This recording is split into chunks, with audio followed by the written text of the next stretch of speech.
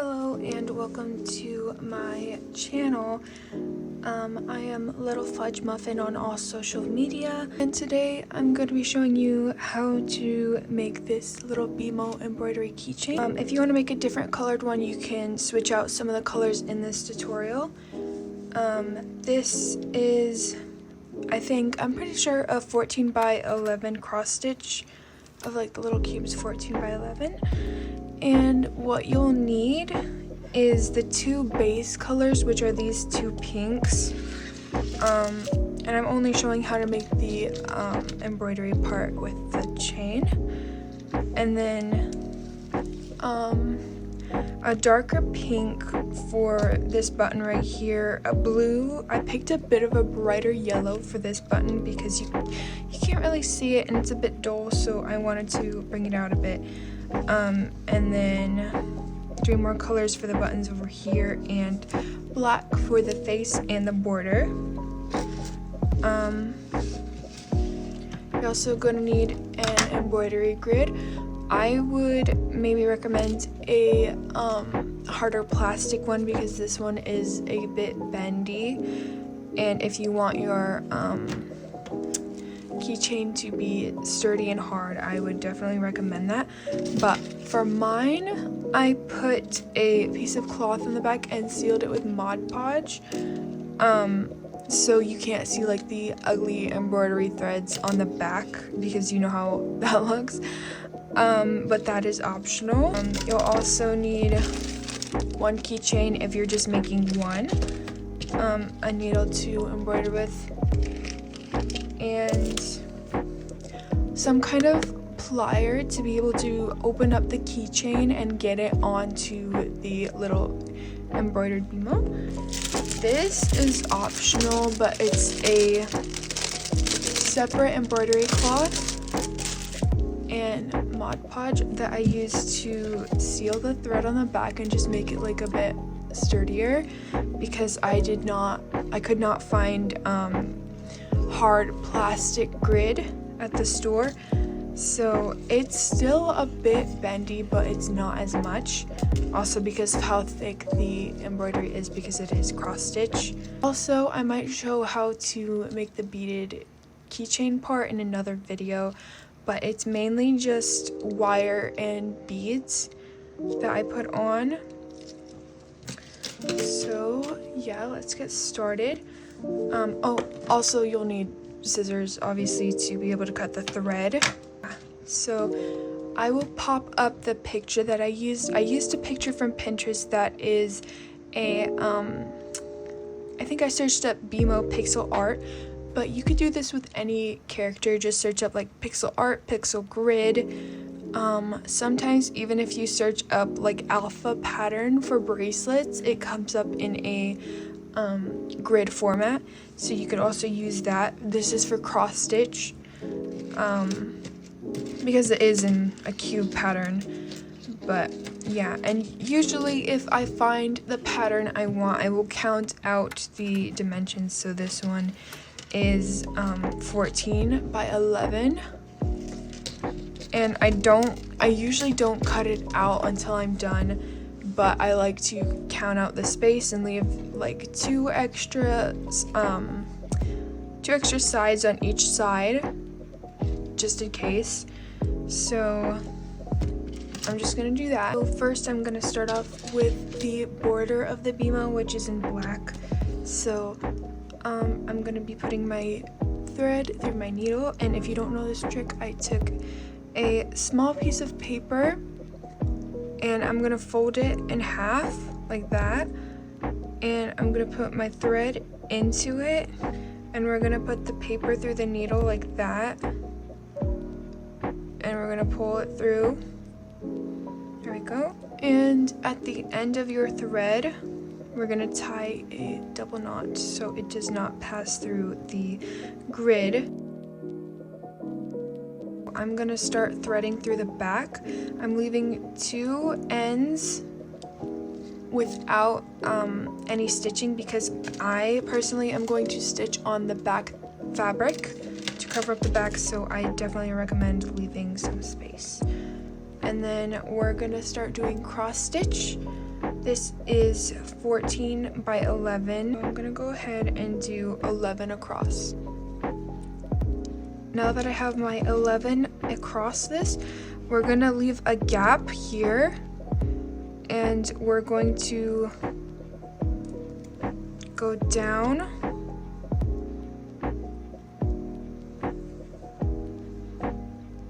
and now there will be a gap here, and now I'm going to go down 14, go back over 11, leaving the corner gap, go back up 14, leaving the corner gaps, and then I will come back around and do the cross stitch. And now that I've done the first stitch all the way across, I'm going to go back around and complete the cross stitch, and I'm going to do this all the way back around, and I'm still going to leave gaps in the corners right here like it shows in the picture for the grid. Now that I have double stitch or cross stitched the border for BMO, I'm gonna go ahead and do the eyes and mouth because that's also with black thread and I don't want to have to go back in with a different thread. So the eyes are 3 over and 4 down is the first eye. Alright, and then the next eye is 5 over from this one, so it'll be right here. I'm gonna go ahead and do the mouth down here, and the mouth is 1 down from the eyes and 1 over.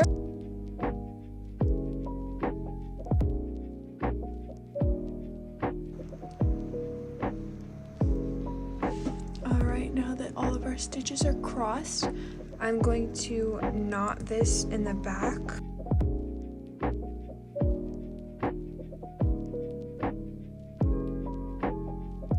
And now what I'm going to do is I'm going to I'm going to split the thread in half, so 3, and I'm going to cut the thread. I'm going to cut half of it at the knot.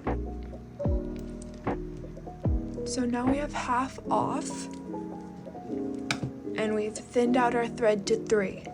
And we're gonna go ahead and put the thread back in the needle. And with the split thread, I'm gonna go back through and make a box around the eyes and the mouth, just to define it a bit more in it, so it doesn't just look like X's.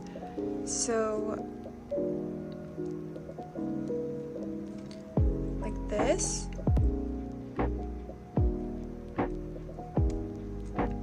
Or you could go through each hole and do it, but honestly, it doesn't matter so much to me.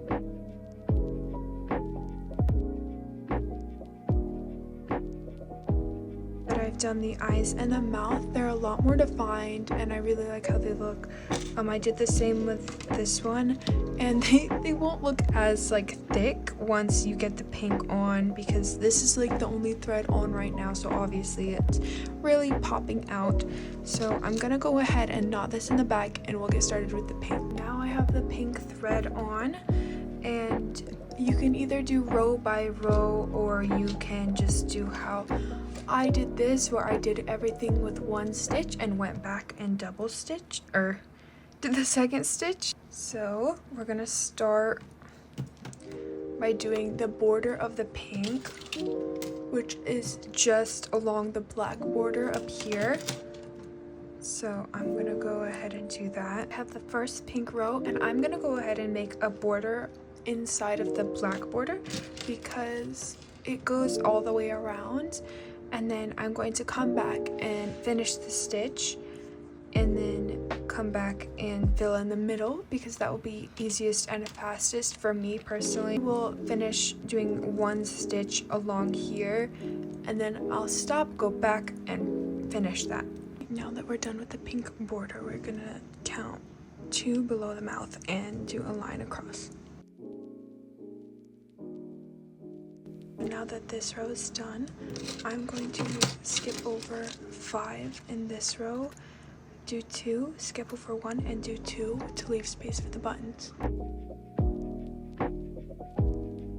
we're done with this, the row underneath this row is just full pink, so we're gonna go ahead and do that, and then we'll go to the next row, and once we're done with all the rows, we'll go back and finish the stitch.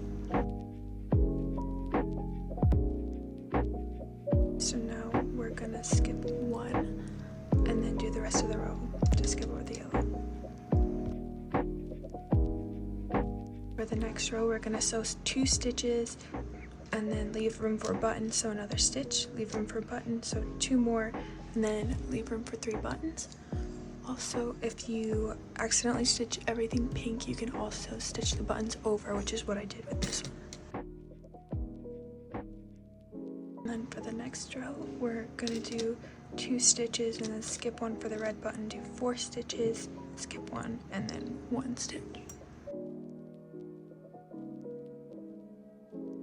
So for this one, I accidentally did a row too many, so I'm just gonna do this row, solid pink.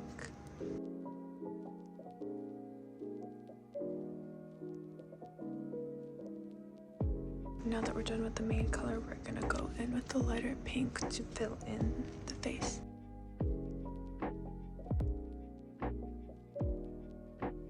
Now that this is done, I'm gonna tie the knot in the back and then put the dark pink right here.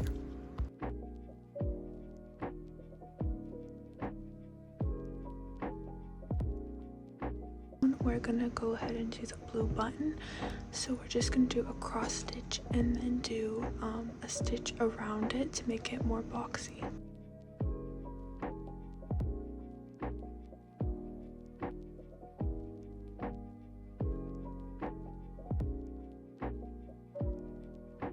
I'm gonna cut it out along this edge so then the strings don't come loose. You got this part done. It's optional if you want to seal the back like this so it doesn't look like that. So I'm gonna do that with this embroidery sheet. I'm gonna cut it out to be the same size as this, and then we're gonna stitch it onto the back.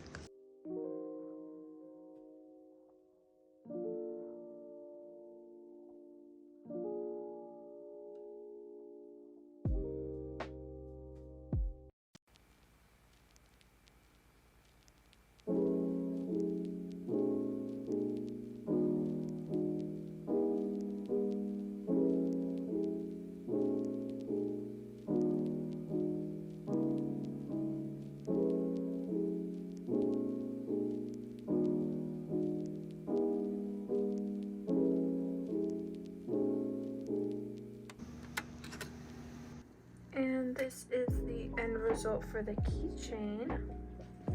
The back is almost all dry, but it'll all dry clear. But see those threads, it'll go onto the thing.